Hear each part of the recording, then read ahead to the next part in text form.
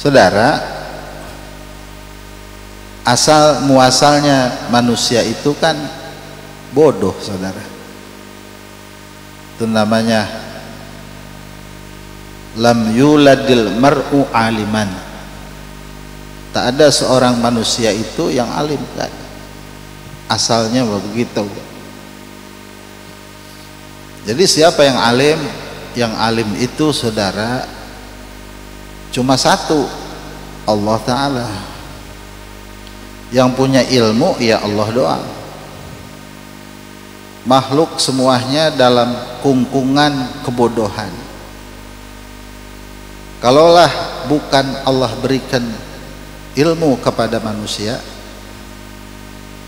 niscaya manusia sama seperti hewan. Kalau orang tak tersentuh oleh para ulama, dia bagaikan binatang. Ataupun dia tersentuh namun dia tak amalkan ilmunya, dia akan sama seperti binatang. Makanya Rasulullah sabdakan, laulal ulama'u lakana nasu kal bahaim. Andaikan tidak ada ulama, maka manusia sifatnya sama seperti binatang, tabiatnya sama seperti binatang, tidak mengenal hukum dan aturan. Tapi ketika Allah Ta'ala berikan ilmu kepada manusia di seluruh penjuru dunia dengan berbagai macam bidang keilmuan, maka akhirnya manusia itu mempunyai level tertinggi. Karena di bawah pangkat kenabian adalah pangkat keilmuan. Paling tinggi itu pangkat ketuhanan, ulama bilang. Di bawah pangkat ketuhanan, pangkat kenabian. Di bawah pangkat kenabian, pangkat keilmuan. Jadi orang yang menduduki kursi keilmuan, tidak ada antara dia dengan para nabi jeda martabat. Setelah martabatnya adalah martabat kenabian. Itu yang Al-Imam Ibnu Abbas katakan dalam kitab Al-Manhajus Syawi yang dikarang oleh Al-Habib Zain bin Ibrahim bin Semaid. Dari tangan para ulama itu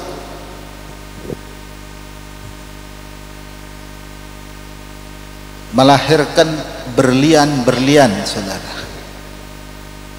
Emang nampak biasa-biasa aja, orang barang mahal. Dulu juga Kiai Nurdin lagi masih ada mah, biasa be kayak kita mancing bareng gitu kan, pakai mancing dia juga, naik sepeda bareng kan gitu, ngopi bareng, tawa makan duren bareng di sini nih, rame-rame kan pada ngalamin namanya kita. Itu mah saudara secara jasmania, secara lahiriah. Tapi secara ruhaniah, orang seperti beliau itu adalah mutiara yang mahal. Kenapa dia jadi mutiara?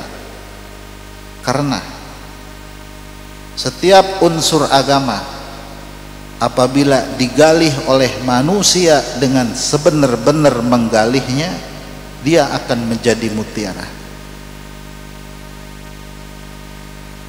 Kayak begini, sholat capek banget, kan jadi beban namanya, bener nggak?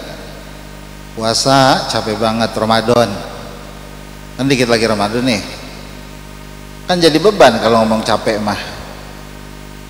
Ngaji capek banget, kan jadi beban ya.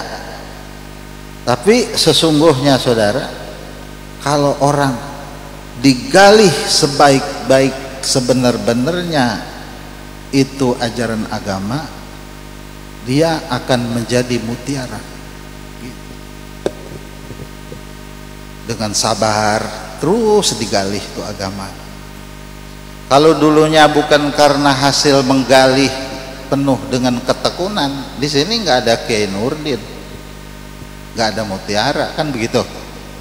Kalau bukan digalih dengan sebenar-benarnya, baik secara lahiriah maupun secara batiniah, dengan penuh kesabaran, dengan penuh ketekunan. Nggak mungkin lahir mualim Arab di Kreo. Kayak kita begini, makan karuk semodel namanya ya. Kan namanya kita mah doyan nama karuk. Itu dulu ngapa karuk gurih amat ya.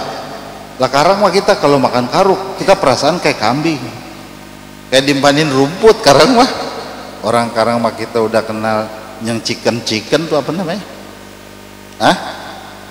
Kentaku, bocah apal Kentucky. Jadi lidah kayaknya makanan zaman dulu gitu. Itu dari hasil ketekunan. Kalau dibacain sejarah saudara, Kreo ini gudangnya ulama. Begitu. Sejarah mah nggak bisa dipungkiri, nggak bisa disalin, nggak bisa ditipek, karena sejarah mah fakta, bukan berita. Kalau berita mah masih ada kemungkinan bohong, ada bisa disangsikan, karena di Kreo mah fakta. Banyak ulama-ulama ahli takwa zaman itu yang menekuni dan mendalami agama dengan sebaik-baiknya loh, bukan asal-asalan. Karena setiap orang yang menekuni dan mendalami agama dengan sebaik-baiknya, maka dia akan menjadi berlian, menjadi mutiara. Makanya perasaan kayak biasa-biasa baik.